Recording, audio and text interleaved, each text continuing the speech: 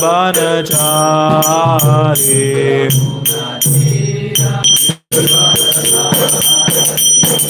Yasho Yashodanandana Braja Jana Ranjana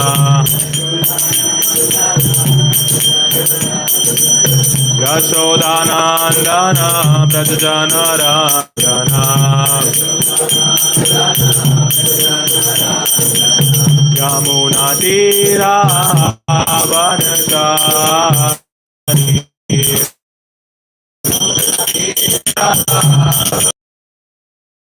Tira Vanachari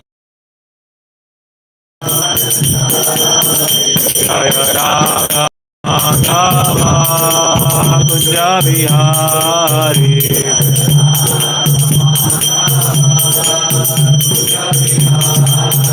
Hare Krishna Krishna Krishna Hare Hare Hare Rama Rama Rama Hare Hare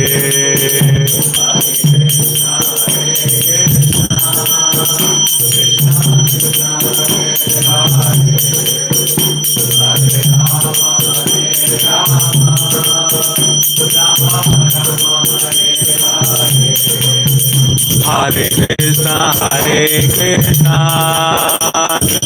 Krishna Hare Hare Hare Rama Rama Rama Hare Hare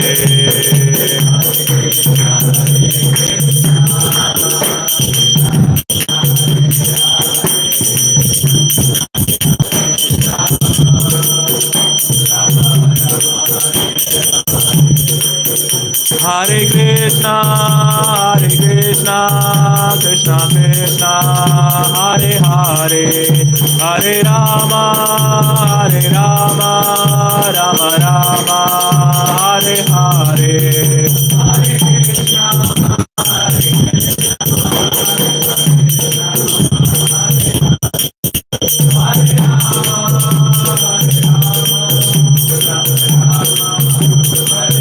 Jaya Jaya Prabhupada Prabhupada Prabhupada Jaya Jaya Prabhupada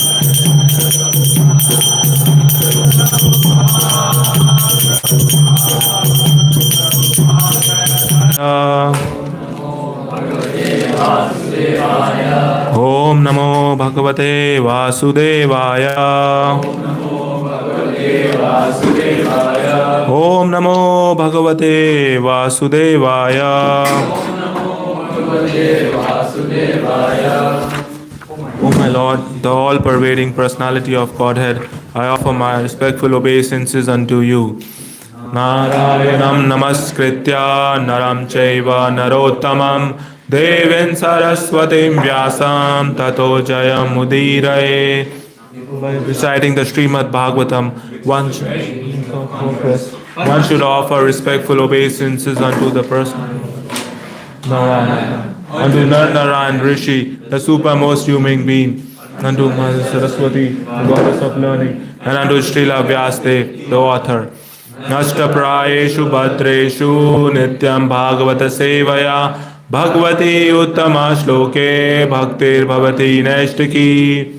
By regular attendance in classes on the Bhagavatam and by of service to the pure devotee, all that is troublesome to the heart is almost completely destroyed, and loving service to the personality of Godhead, whose praise with transcendental songs, is established as an irrevocable fact.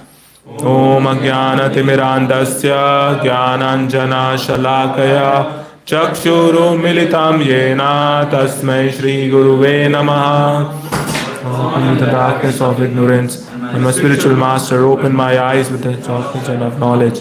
I offer my respectful obeisances unto him. There's an issue with the connectivity of laptop, so I'm trying my best. Okay, so we are reading from Canto 9, Chapter 3, from text 27 to 32.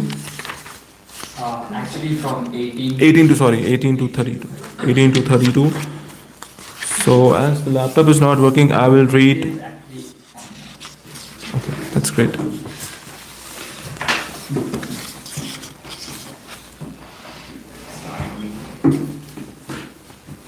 Yeah.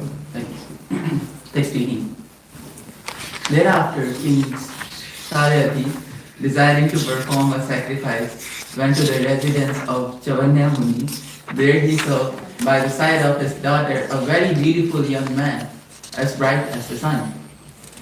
After receiving obeisances from his daughter, the king, instead of offering blessings to her, appeared very displeased and spoke as follows. O unchaste girl, what is this that you have desired to do? You have cheated the most respectable husband, who is honored by everyone. For I see that because he was old, diseased, and therefore unattractive, you have left his company to accept as your husband this young man, who appears to be a beggar from the street. O my daughter, you who were born in a respectable family, how have you degraded your consciousness in this way? How is it that you are shamelessly maintaining a paramour? You will thus degrade the dynasties of both your father and your husband to hellish life. Sukanya, however, being proud of her chastity, smiled upon hearing the rebukes of her father. She smilingly told him, My dear father, this young man by my side is your actual son-in-law, the great sage, Shravana. Shavana. Thanks. Who was born in the family of Ritu. Thus, Sukanya explained how her husband had received the beautiful body of a young man. When the king heard this, he was very surprised, and in great pleasure he embraced his beloved daughter. Chavanya Muni, by his own prowess, enabled King Sharyati to perform the Somayagna. The Muni offered a full pot of Somaras to the Ashwini Kumaras, although they were unfit to drink it. King Indra, being perturbed and angry, wanted to kill Shyam Muni, and therefore he impetuously took up his thunderbolt. But Shyam Muni, by his powers, paralyzed Indra's arm and held the thunderbolt. Although the Ashwini Kumaras were only physicians and were therefore excluded from drinking somaras in sacrifices, the demigods agreed to allow them henceforth to drink it. King Sharyati begot 3 sons named Uttanavardi, Anartha, and Purishina. From Anartha came a son named Revata. Oh yeah, go ahead. O Marakrishi, subduer of enemies, this Revata constructed a kingdom known as Kashushthali in the depths of the ocean. There he lived and ruled such tracts of lands as Anartha, etc. He had 100 very nice sons, of whom the eldest was Kakudmi. Taking his one daughter, Revati Kakudumi went to Lord Brahma in Brahmloka, which is transcendental to 3 modes of material nature, and inquired about her husband for her. When Kakudmi arrived there, Lord Brahma was engaged in hearing musical performances by the Gandharvas and had not a moment to talk with him. Therefore, Kakudmi waited, and at the end of the musical performance, he offered his obeisances to Lord Brahma and thus submitted his long-standing desire.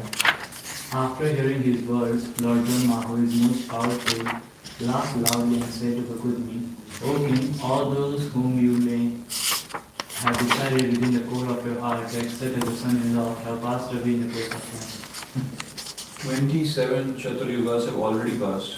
Those upon whom you may have decided are now gone, and so are their sons, grandsons, and other descendants. You cannot even hear about their names.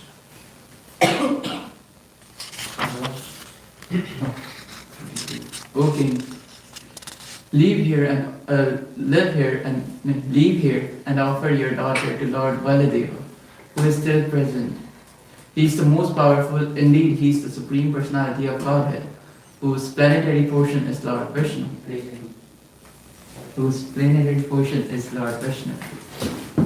Your daughter is fit to be given to him in charity. Lord Baladev is the Supreme Personality of Godhead, who One who hears and chants about him is purified, because he is always the well-wisher of all living entities. He has descended with all his paraphernalia to purify the entire world and lessen its burden. Great. Having received this order from Lord Brahma, Kakudmi offered obeisances unto him and returned to his own residence. He then saw that his residence was vacant, having been abandoned by his brothers and other relatives, who were living in all directions because of fear of such higher living beings as the Yakshas. Thereafter, the king gave his most beautiful daughter in charity to the supreme, the powerful Baldeva, and then retired from worldly life and went back to Badari Kasharma to please Narayana. Jai. So we'll be reading verse number 32. Tatputra putra nitranam gotrani chana srammahe kalo bhiyata strina va chaturyuga vikalpitah tatputra pautra nitranam gotrani chanasmanmahe kalo bhiyata strina va chaturyuga vikalpitah tatputra pautra naptranam gotrani chanasmanmahe kalo bhiyata strina va chaturyuga vikalpitah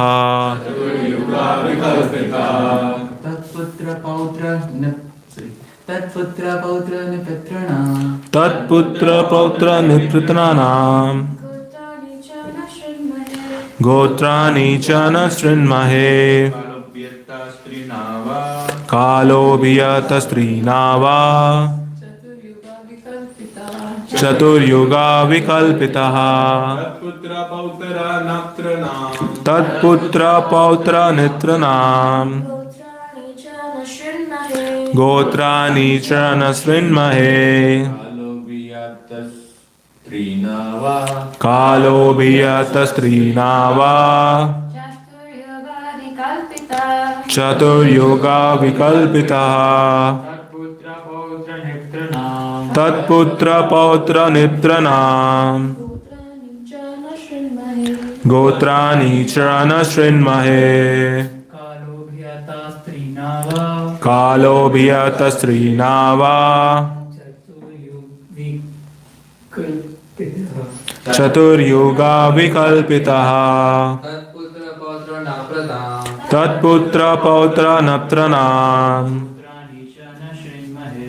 gotrani chana srinmahe kalo bhiyata strina va vikalpitah. Word to word meaning, everyone together. Tat, there, putra of the sons, pautra of the grandsons, naptranam and of the descendants, gotrani the family dynasties, cha also, na not, shrinmahe we do hear of, kalaha time, abhiyataha have passed, three, nava 9, chaturyuga 4 yugas, satya, treta, dwapar and kali. Vikalpitaha, thus measured. Translation and purport by His Divine Grace A.C. Bhakti Vedanta Srila Prabhupada ki. Translation, everyone together. 27 Chatur Yugas have already passed. Those upon whom you may have decided are now gone, and so are their sons, grandsons, and other descendants. You cannot even hear about their names. And you would like to read the purport? During Lord Brahma's day, 14 Manus or 1000 Mahayugas passed away. Brahma informed King Kakudmi that 27 Mahayugas, each consisting of the 4 periods Satya, Treta, Dwapara and Kali, had already passed. All the kings and other great personalities born in those yugas had now departed from memory into obscurity.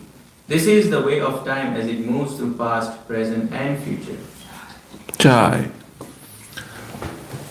So, in this chapter, we see about King Sharyati, how he had gone with his daughter to Chavana Muni, and the incident what had happened that her daughter had seen an earthworm, and then she pierced it, and because of that, blood started to ooze out, and that was Chavana Muni actually, and he was very displeased, and the king was feeling not very great about what her daughter had done, and she told the king what she had done, and then the king begged forgiveness to Chavana Muni and wanted and gave her daughter to her, and then the daughter was staying with her, and when days passed by, she used to always make sure that she helps him to do whatever services he's doing and make sure whatever he needs that is being taken care of, and she didn't think that my husband is old or something like that. But Chavana Muni wanted to become a young man so that he can also make sure that uh, her needs are also taken care of. So with the help of Ashwini Kumaras, he told Ashwini Kumaras that I would want to get young. So Ashwini Kumaras, who are the physicians, they took him to a lake, and then they all together, all three of them, took a dip in the bath, and when they came out, they all were young and they look very similar. So Sukanya, who was the wife of Chavana Muni, was not able to recognize who was her husband. But then the Ashwini Kumaras, were very pleased with her chastity, and they told her that, this is your husband. And then later on, when King Saryati came again to visit Chavana Muni for the Somaras sacrifice, he saw that his daughter was now currently with a young man. And seeing this, he was very displeased, and he started to tell her that, what have you done, and why did you do this? I know that your husband was old, but when you are married to someone, you have your duties to your husband, and you have to make sure that you serve him and not run away with somebody else. But hearing all this, she was very pleased with her chastity, and she told the entire story of how Chavana Muni was able to regain a body of a young man. And in that way, there was the Somras sacrifice which took place, and then the Ashwini Kumaras wanted to drink it, but actually they are not. They are excluded to drink because they are physicians, but the demigods allowed to drink. And then we see that Lord King Indra was very displeased with what was going on, and then he tried to take his thunderbolt and tried to shoot it, but Chavana Muni was very powerful, and he was able to hold the hand of King Indra so that the thunderbolt doesn't get released. And in that way, the sacrifice was successful, and then we see the lineage where he got three sons. Uh, the name of the three sons, I'm not sure. Yeah, it's Uttana Bharhi, Anartha, and Bhurisena. And then we see the lineage from Ananta came a son Revata, and then Revata constructed a kingdom, and then he ruled the land, and he got 100 very nice sons, who the eldest was Kakudmi. And then from Kakudmi we saw he got a daughter called Revati, and then King Kakudmi wanted to get his daughter married, so he went to Lord Brahma to seek his advice, right? But Lord Brahma, he mentioned, and obviously whenever you go to someone for advice, you have someone in mind to firstly inquire about that person, or how's that person, or maybe someone who the person might have recommendations for. But and Lord Brahma, he could read what names he had in his mind, and he told him that 27 chatur yugas have passed, and like a lot of yugas have passed, so you can see that whatever names you had in your mind, they have already gone, and you cannot even hear about the names. So in this way, yeah. I had a question. So his daughter, was he also on earth? His daughter, No, no, no. She was with him. She was she was with him, yeah, she was with him, yeah. Thanks, Prabhu. So you can see Lord Brahma is mentioning that because from this we what we learn is that life is very short, and we see that one day of Lord Brahma is 4.32 billion years of ours. So according to that, our life is not even just a blink of an eye for Lord Brahma. So that is why we have to make sure that the life we have got, we utilize the most for we utilize it the most in devotional service of the Lord and not waste it, right? Because the body is perishable but the soul is eternal.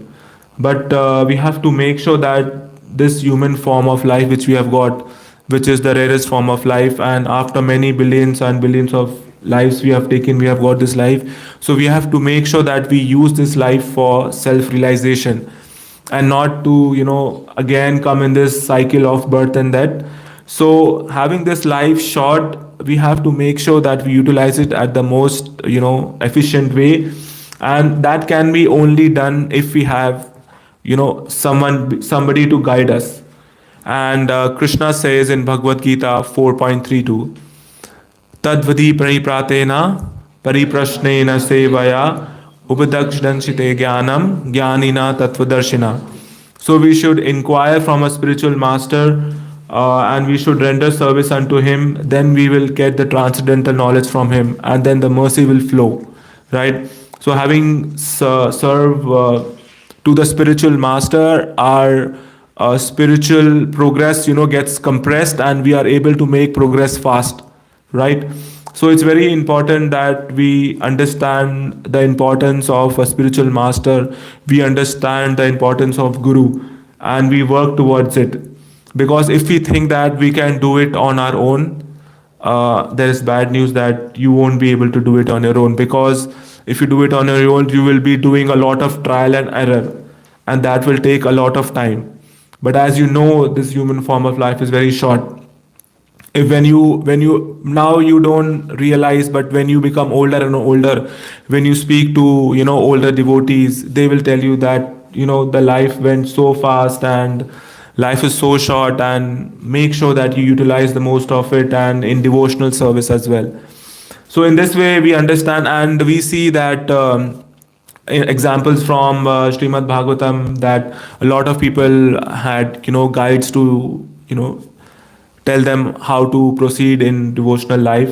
We can see the example of Parikshit Maharaj, who went to Sukdev Goswami, and he had only 7 days to live, and just in 7 days he was able to get this knowledge and understand this and go back home, go to Godhead, back to Godhead. Similarly, we see the second example of Dhruv Maharaj, where he wanted a kingdom of his own bigger than his own grandfather Brahma, and then he went to the forest, and then he found the guide in the form of Narad Muni, and Narad Muni guided him, and he followed him, and there he was able to, he was just 5 years old, and by his guidance he was able to get the darshan of the Lord, and he did a lot of austerities for that as well. So we should understand that life is short, and we need to have guides. That is why we need to have guides in our lives who can able to help us steer in the right way, because they have seen it all, and they have done it all. So it's very important to get their guidance and knowledge, as well as Bhagavad Gita and Srimad Bhagavatam. They really help us, as well as they really help us, guide us to understand devotional service, like why we have to do, and it helps us strengthen our intelligence. And once we strengthen our intelligence, our faith increases, right? And that is why the value of life is not to be based by the length of how many years you live, but by the wisdom you gain, right? So by this I would like to also mention about, like, if about I have a question for you, that like, why is it easier to form bad habits? If I give you a question, that why has Krishna made it easier to form bad habits? Yeah. I mean, we've been doing wrong things for so long, so it's just easier for us because we're habituated. We've been Right. converts. Right, exactly. So, if I have this pen and if I tilt it like this and I pour this water, and this side is bad habits and this side is good habits.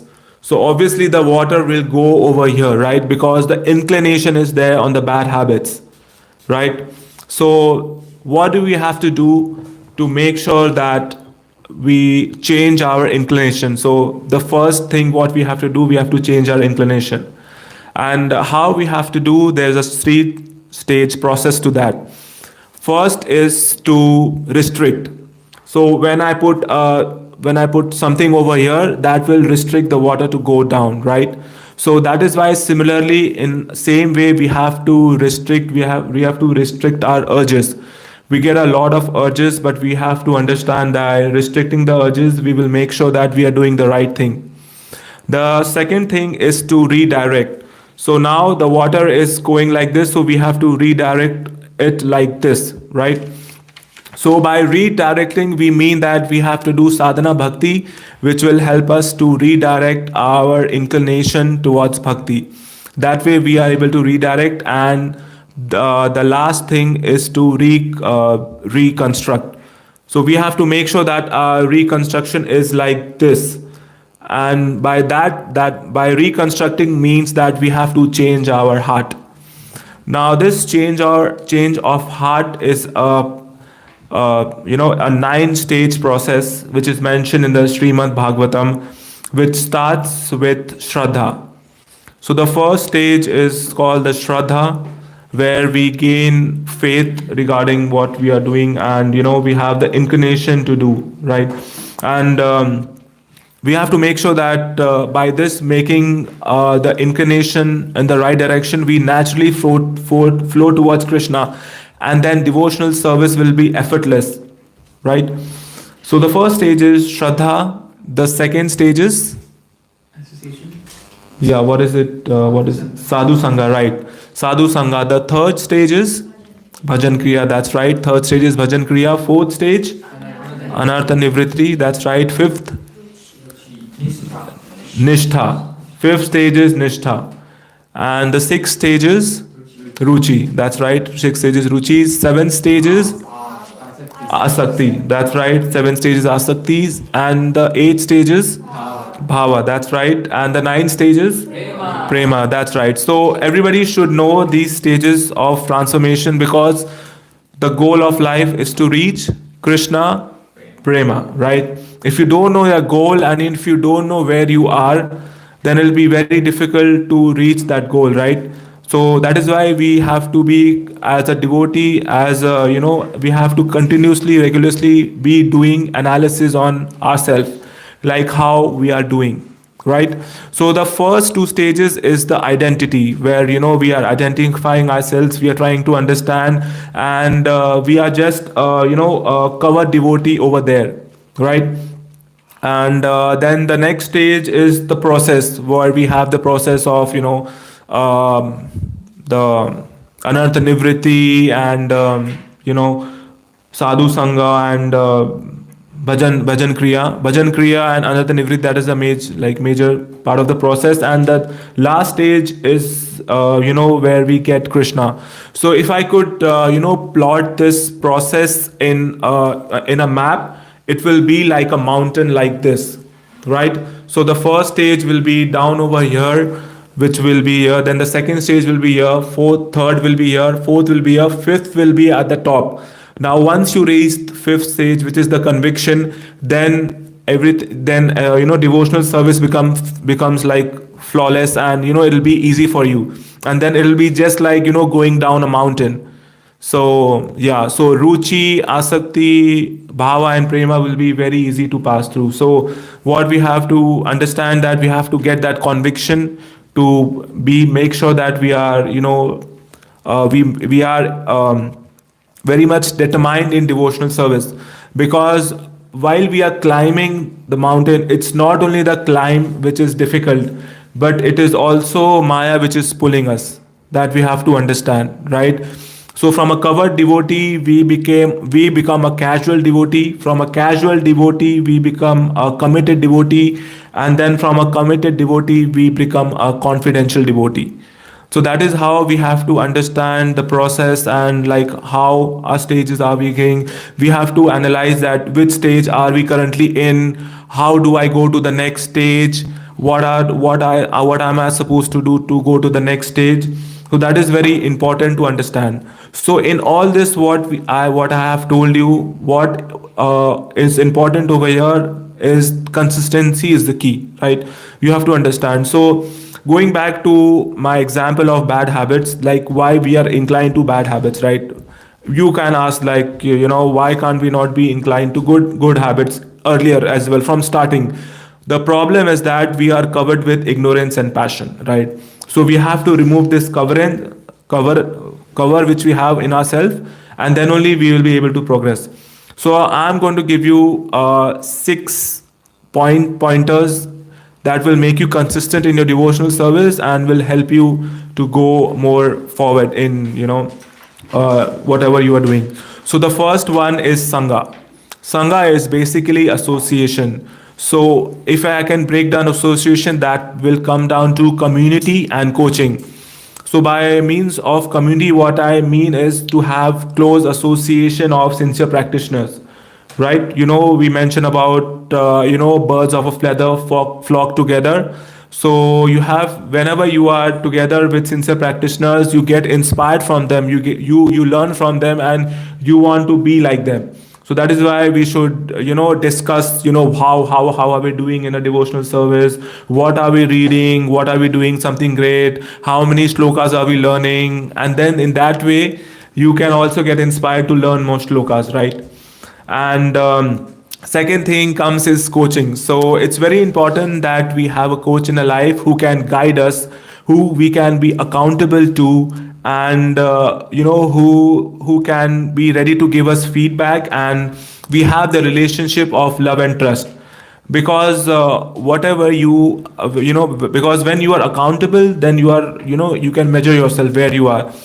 And if you're not accountable, then it becomes very difficult, right? As I mentioned earlier in the class as well, we need a guide. So specifically over here as well, we need a personal guide who can really help us to understand our faults and how we can get to the right direction.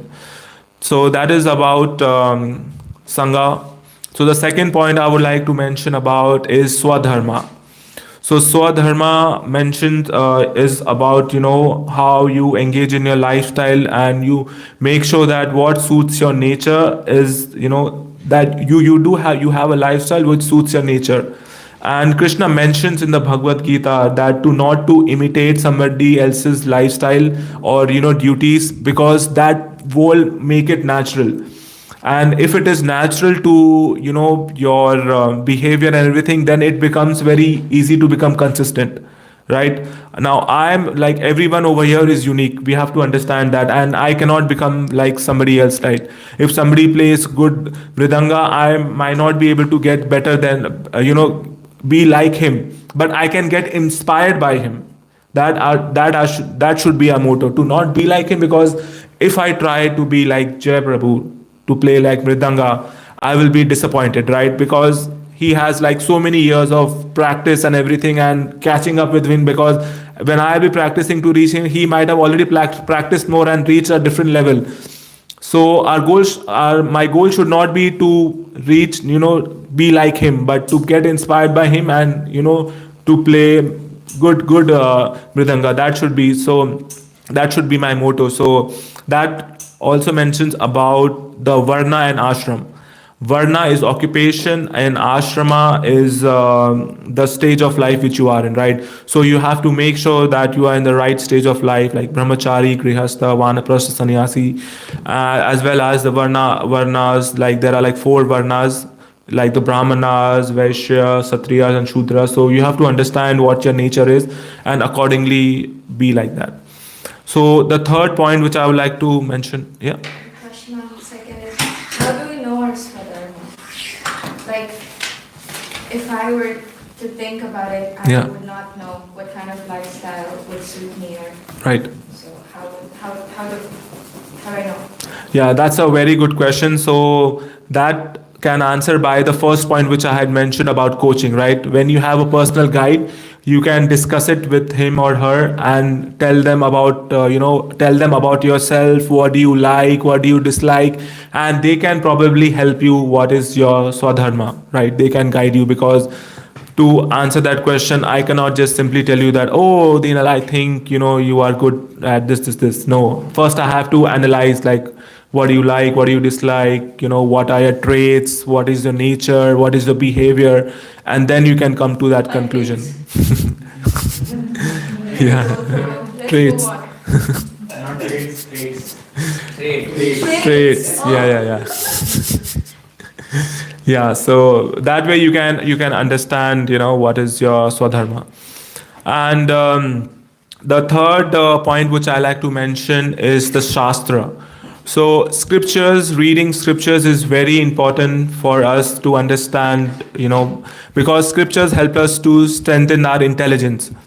And what is happening currently right now is that the mind and emotions have overpowered the intelligence. We know what is right, but we are not able to do the right thing because we don't have the conviction to do that. And that conviction will only come by reading the scriptures.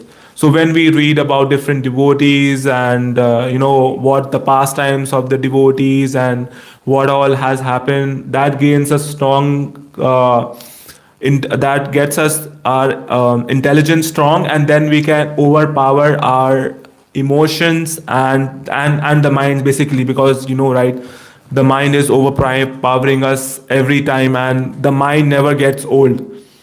It's always trying to overpower you and trying to gauge you and not to do the right thing. But by strong intelligence you can overpower the mind as well, right?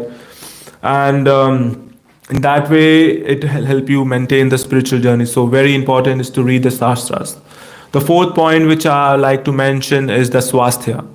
Swasthya basically is having a good health in your life, because if you don't have a good health, then it becomes very difficult to do whatever you want to do devotional service as well. And by meaning of good health I mean physical as well as mental. So you can do pranayama, yoga, to make sure that you are physically, you have a physical good body. And by mental health, you can have good emotional conversations with people around you, and make sure that if there are any problems you discuss it, and make sure that you are able to have a good mental health, basically. And Prabhupada also mentioned that our first priority should be good health, and then comes sadhana, and then seva, right? So without good health you won't be able to do anything. So the three things which basically restrict someone or to do something is basically sickness, sense gratification, and struggle. So these three things we have to make sure that we don't. So sickness is basically the health I was talking about, right? Sickness, struggle, and sense gratification. So we have to make sure that we overpower these things so as to make sure that we are doing good in our devotional service. The fifth point I would like to mention is about service. So why is service important? Because service helps us to get the mercy, right? When we do selfless service, Krishna gets pleased with us, and then he gives us his mercy to us. And with that mercy, we can grow in our spiritual progress.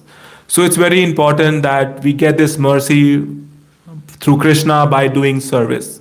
And service can be in various different forms, like going for Sankirtan, washing the pots, cutting veggies, and having various preaching programs, and making sure going and Govindas, distributing prasadam to everyone. That is also very important.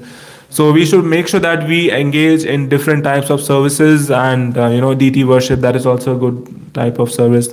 We engage in different types of services because Krishna gets very pleased. And because what we have right now is, if we give it to others, then we will get pleased, and also Krishna will be pleased, right? And if we give it to somebody, then Krishna will give us more. That is how we should see it, right?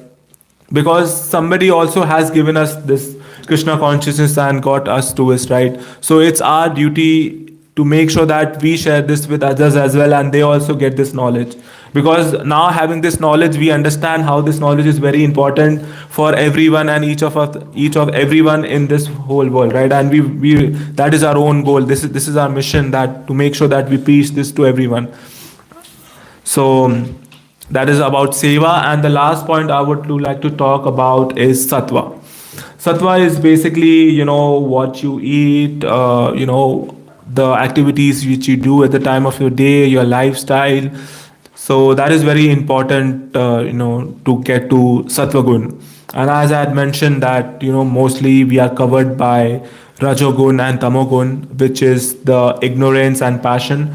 So Prabhupada has, and Krishna also has given us from the 700 verses in Bhagavad Gita, 100 verses speak about the modes of nature, material modes of nature.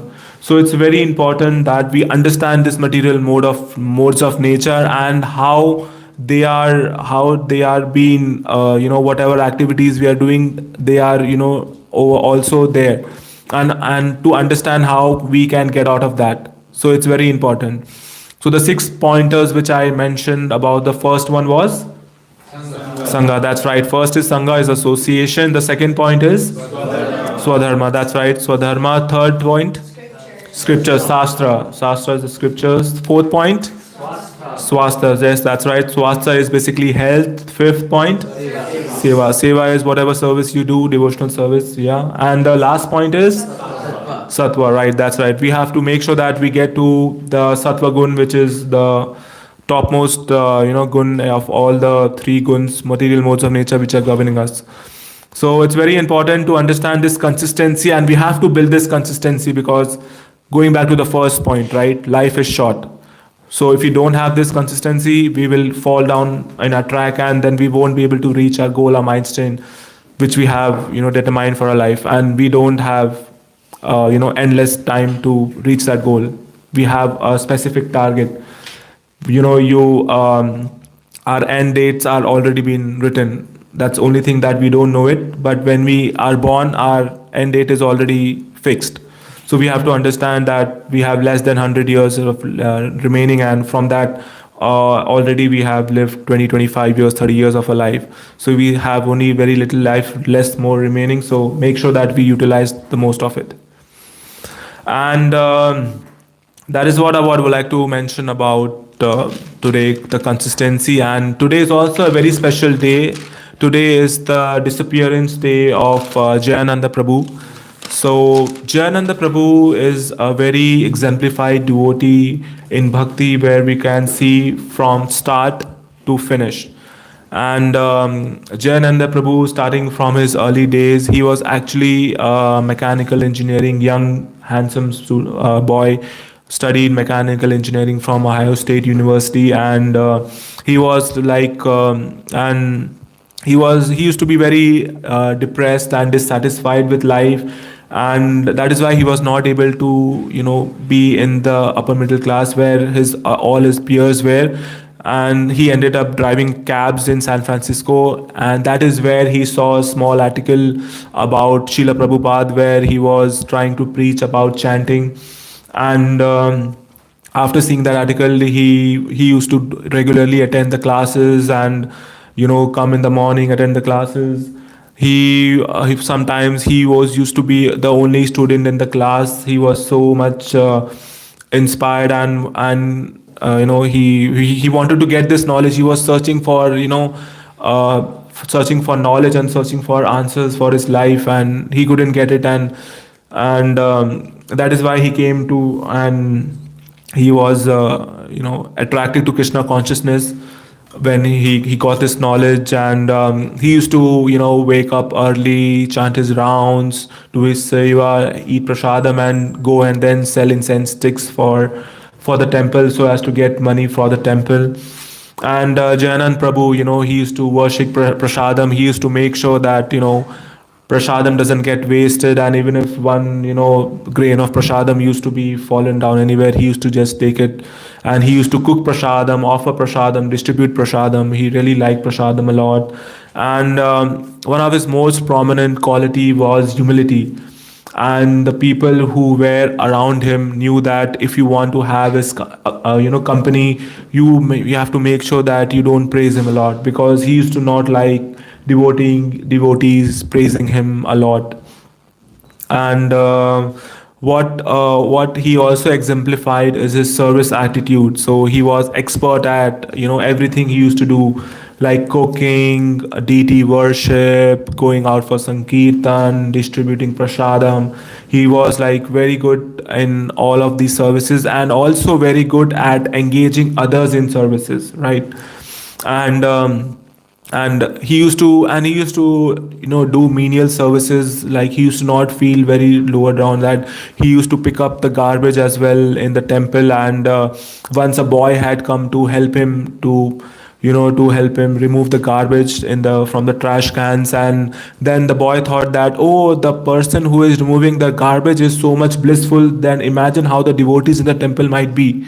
So he was so humble, and he used to not think that, oh, this is small service, this is big service. And he had a very short life. He came to Krishna consciousness around 1967, and in 1977 he had got cancer, so he could only stay. He was here till 38 years old. He got a lymph and blood cancer.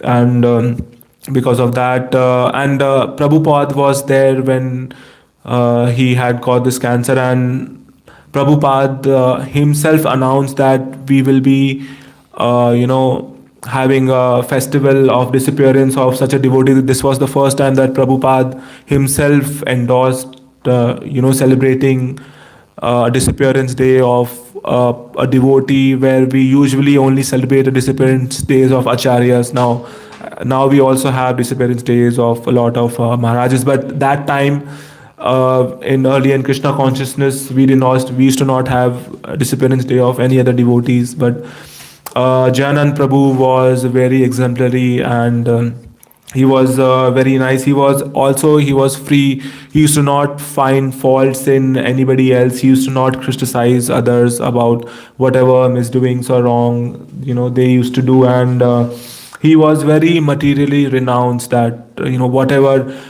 he used to single-handedly drive the cab for 12 to 14 hours and get the money to run the temple earlier in the days. And then when he had got money for his own treatment, he gave that money for the Rath Yatra in Los Angeles. And he used to engage all the hippies and people who were not devotees to in the Rath Yatra, in the making the cards for 10 to 14 hours. That is not, it's not very easy to have people, devotees, work for so many long hours. And then after Yatra, he used to make a pie or a cake for each and every devotee who used to help him in the Rath Yatra. And he used to be the last one to sleep and the first one to rise up. So he used to take very little sleep. And when the Rath Yatra used to approach nearer, he used to sleep even less for 3 hours. And when you used to see him doing service, you wouldn't even know that he used to be so energetic during his services, that you won't be able to understand that he slept very less hours. And in that way, we see that even during his treatment was going on, even when he was in the hospital bed, he was preaching, and he was telling to do this, do that, and making sure everything is going about. He used to single-handedly do all of the services, and he was one of the youngest presidents as well at San Francisco. And it's a great honor to have a devotee in our Krishna consciousness in ISKCON. And we should get inspired and make sure that we also strive to, if not be like him, but to be, get inspired and to do service and make sure that we progress in devotional service. So yeah, that is it about it. If any questions.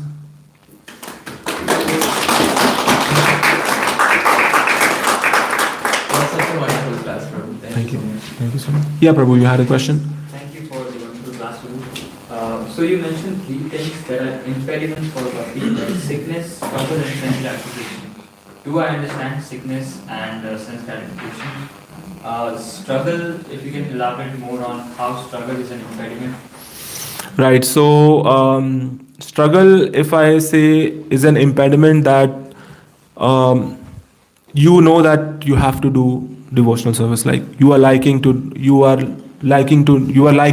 devotion. You like doing devotional service. But the struggle is that we have a material life as well, right? And we have to make sure that we are working towards a material life as well. So that is a struggle to have a balance between both our material life and our spiritual life. If we had an option, we would obviously choose material life, right? We would obviously choose to do devotional service 24 hours a day. But being in this material world, we have obligations as well, right? So we have to make sure that to balance it, and that balance is a struggle. That is what is the struggle to maintain that, because we are more inclined towards devotional service, progress in spirituality, but we have to make sure that our spiritual life is also, progressing and improving. So that is the struggle which we have to, go about and understand and make sure that we are able to balance that as well. Thank you. Yeah. That makes sense. Yeah.